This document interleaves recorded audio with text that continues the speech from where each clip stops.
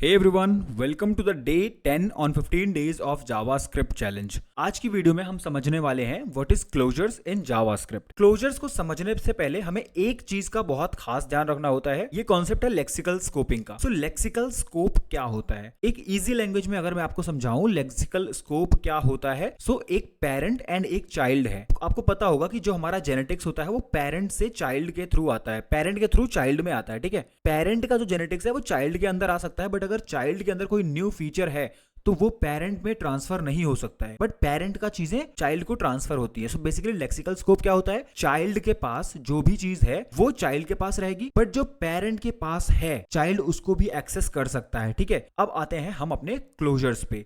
सो closures को हम explore करें इससे पहले एक बार हम डॉक्यूमेंटेशन देख लेते हैं कि डॉक्यूमेंटेशन क्या कहता है क्लोजर्स का। So closure is a combination of a function bundle together with reference to its surrounding state, यानी कि लेक्सिकल एनवायरनमेंट। सो दो फंक्शन एक साथ बंडल किए गए हैं विद इट्स लेक्सिकल स्कोपिंग, ठीक है। अब देखो, closure gives you access to an outer function scope from inner function, यानी कि आउटर फंक्शन में जो भी चीजें डिक्लेयर्ड हैं वो इनर फंक्शन उसको एक्सेस कर सकता है। लेक्सिकल स्कोपिंग मैंने आपको बता दिया था। आते हैं अपने क्लोजर के एग्जांपल पे।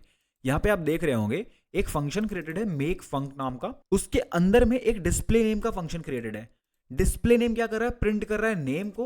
वो नेम क्रिएटेड है अपने पेरेंट फंक्शन के अंदर, समझ रहे हो? यहाँ पे नेम पेरेंट फंक्शन के अंदर में है, डिस्प्ले नेम में वैल्यू पास भी नहीं हो रही है, बट वो उसको कॉल कर रहा है, यानी कि पेरेंट के स्कोप को वो कॉल कर पा रहा है। यहां पे इसने रिटर्न कर दिया इस फंक्शन को, और बाहर आने के बाद हम माई फंक्शन के थ्रू अलग अलग फंक्शंस क्रिएट कर सकते हैं। हमने एक नई वैल्यू में अपने फंक्शन को स्टोर कर लिया है मेक फंक्शन को, और हम उसको जितनी बार कॉल करेंगे ये सारा स्कोपिंग, ये हमारा जो क्लोजर है वो काम करता रहेगा, ठीक है। आइए इसको हम प्रैक्टिकली इंप्लीमेंट करते हैं अपने कोड में।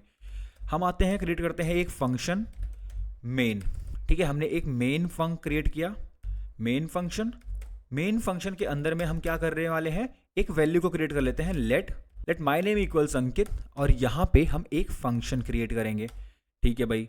हमने एक फंक्शन क्रिएट करा प्रिंट नेम, ठीक है, प्रिंट नेम। और प्रिंट नेम क्या करेगा? कंसोल डॉट लॉग करेगा किसको? माई नेम को। अभी देखो, प्रिंट नेम माई नेम को प्रिंट कर रहा है, बट माई प्रिंट नेम के अंदर में हम कुछ वैल्यू पास नहीं कर रहे हैं। इस फंक्शन से रिटर्न करने वाले हैं माई नेम को, सॉरी प्रिंट नेम को। प्रिंट नेम को हमने रिटर्न कर दिया डायरेक्टली, यानी कि एक फंक्शन रिटर्न हो गया। अभी एग्जाम्पल के लिए हम एक काम करते हैं, यहाँ पे डायरेक्टली प्रिंट नेम को कॉल कर देते हैं, ठीक है। हमने प्रिंट नेम को कॉल कर दिया, ये हमारा फंक्शन है, प्रिंट नेम यहाँ पे कॉल हो गया। बाहर आते हैं फंक्शन के, मेन फंक को हमने कॉल कर दिया, जस्ट सिंपल, ठीक है। अब हम अपने टर्मिनल पे आते हैं और इसको रन करके देख लेते हैं। यहाँ पे नोड app.js की फाइल मैंने रखी हुई है। अब आप देख रहे हो, जब मैंने इस फंक्शन मेन फंक को कॉल किया, इसने अंकित यहाँ पे वैल्यू प्रिंट कर दी। मैंने आपको यहाँ पे समझाया, मेन फंक्शन के अंदर में तो वेरिएबल क्रिएटेड है, बट उसको हम एक्सेस कर रहे हैं अपने अंदर वाले फंक्शन से, बट कोई वैल्यू हमने पास तो करी नहीं है। यहाँ पे फंक्शन कॉल करते टाइम भी हमने वैल्यू पास नहीं करी है। यही है हमारा क्लोजर्स का कॉन्सेप्ट, कि वो पेरेंट की चीजों को एक्सेस कर रहा है विदाउट इवन पासिंग इट, ठीक है। अब क्या करते हैं, यहाँ पे हमने अभी वैल्यू प्रिंट कराई थी, अब हम वैल्यू को प्रिंट ना करा करके एक फंक्शन को रिटर्न कर देते हैं। यहाँ पे सिंपली रिटर्न कर दे रहे हैं। अब मेन फंक्शन जो है ना, इसको हम क्या करते हैं, स्टोर कर लेते हैं, या फिर इसको मैं नाम देता हूँ माई फंक्शन। मैंने इसको वैल्यू को नाम दे दिया और इसको मैं रिटर्न कर रहा हूँ, मतलब यहाँ पे स्टोर कर रहा हूँ बेसिकली। वहाँ पे वो रिटर्न हो रहा था, यहाँ पे स्टोर कर रहा हूँ। अब मैं माई फंक्शन को कॉल करूंगा, ठीक है। मैंने माई फंक्शन को कॉल करा। अब एक काम करते हैं, हम इस फाइल को अगेन रन करते हैं। अगेन आप देख रहे हो इसने अंकित नाम को क्रिएट कर दिया। अब यहाँ पे एक तरीका हम बढ़िया सा यूज कर सकते हैं कि बाहर वाले फंक्शन में जो हम ये लेट नेम क्रिएट कर रहे हैं ना, इसको यहाँ से हटा देते हैं। हम क्या करते हैं, बाहर वाले फंक्शन में यहाँ पे हम एक पैरामीटर ले रहे हैं जो कि है माई नेम। अब माई नेम यहाँ पे मैं वैल्यू दे रहा हूँ। जब मैं फंक्शन को कॉल कर रहा हूँ तो कुछ भी एक नाम पास करूंगा, और अब मैं फाइल को रन करके दिखाता हूं आपको। यहाँ पे अनडिफाइन आ रहा है। तो यहाँ पे जो ये अनडिफाइन शो कर रहा है, इसका भी एक रीजन है। अब देखो, इसका रीजन एक सिंपल सा है कि जब भी हम कॉल कर रहे हैं माई फंक्शन को, वो क्या कर रहा है, मेन फंक्शन के जो रिटर्न है ना उसको वो स्टोर कर रहा है, यानी कि प्रिंट नेम को। और प्रिंट नेम में तो हम कोई वैल्यू ले नहीं रहे हैं, और प्रिंट नेम में वैल्यू ना लेने की वजह से ये क्या कर रहा है, माई नेम इसको एम्प्टी मिल रहा है और ये उसको अनडिफाइन प्रिंट कर दे रहा है। सो इसके लिए हमें क्या करना होगा, इस वैल्यू को डायरेक्टली अगर हम यहाँ पे हार्ड कोड कर देंगे और अब हम रन करने का ट्राई करेंगे, ये वैल्यू को प्रिंट करेगा। यानी कि समझ रहे हो, माई फंक्शन एक इनर फंक्शन है, हम इनर फंक्शन को डायरेक्टली यहाँ पे स्टोर कर रहे हैं। अब इसका एक दूसरा एग्जांपल हम देखते हैं, वहां से आपको ये क्लोजर्स का पूरा कॉन्सेप्ट इजीली समझ आ जाएगा। ठीक है, एक फंक्शन क्रिएट करते हैं सम नाम से। ठीक है, सम में मैं एक वैल्यू ले रहा हूं a और उसके अंदर मैं एक और फंक्शन क्रिएट कर रहा हूं, इसके अंदर मैं वैल्यू ले रहा हूं b। ठीक है, और यहां पे आने के बाद final sum equal to a plus b। ठीक है, a प्लस b हमने कर लिया और लॉग कर लेते हैं यहीं पे फाइनल सम को। इस फंक्शन का हमने नाम नहीं दिया, फंक्शन का नाम दे देते हैं इनर फंक्शन दे रहे हैं, हमने इनर फंक्शन दे दिया। ठीक है, अब ये फंक्शन क्या करेगा, जो हमारा इनर फंक्शन वो b को कहां से एक्सेस कर रहा है भाई, b को वो एक्सेस तो उसको मिल रहा है, जब हम कॉल करेंगे तो मिलेगा, बट वो a को कहां से ले रहा है, अपने पेरेंट से ले रहा है। अब उसका पेरेंट क्या करेगा, रिटर्न कर देगा क्या, इनर फंक्शन। ठीक है, इनर फंक्शन को इसने रिटर्न कर दिया, simple, just simple as that. अब हम क्या कर रहे हैं, सम फंक्शन को कॉल करेंगे। हम एक वेरिएबल क्रिएट करते हैं रिजल्ट, रिजल्ट के अंदर में हम सबसे पहले स्टोर कर रहे होंगे जो हमारे सम से वैल्यू आ रही है, यानी कि सम फंक्शन को हम कॉल कर रहे हैं और यहां पे हम एक वैल्यू डिफॉल्ट पास कर रहे हैं 4। अब रिजल्ट को कॉल करेंगे, लेकिन रिजल्ट को कॉल करते टाइम हम यहां पे जो हमें वैल्यू ऐड करनी है हम उसको देते हैं। चलो अभी के लिए मैं क्या दे रहा हूं, 16 पास कर रहा हूं यहां पे।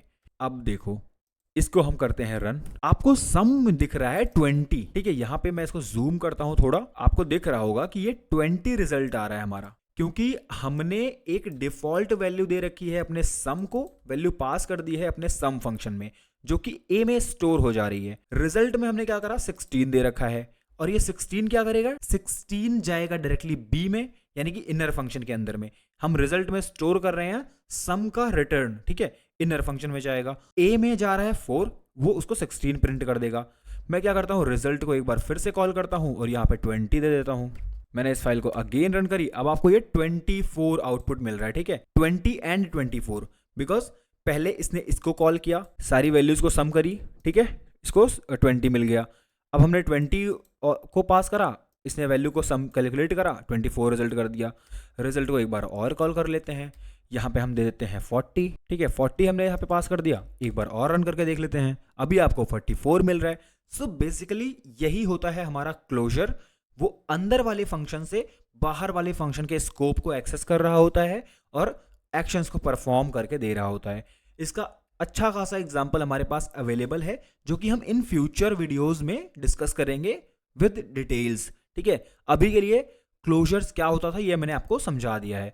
अब क्लोजर के थ्रू हम डॉम को भी एक्सेस कर सकते हैं, डॉम में भी चेंजेस कर सकते हैं, जो कि हम आगे आने वाले वीडियोस में देखने वाले हैं। सो आई होप आपको समझ आया होगा व्हाट इज क्लोजर। सो यार बस यही था आज की इस वीडियो में, मिलते हैं अपनी अगली वीडियो में। Till then bye bye, take care.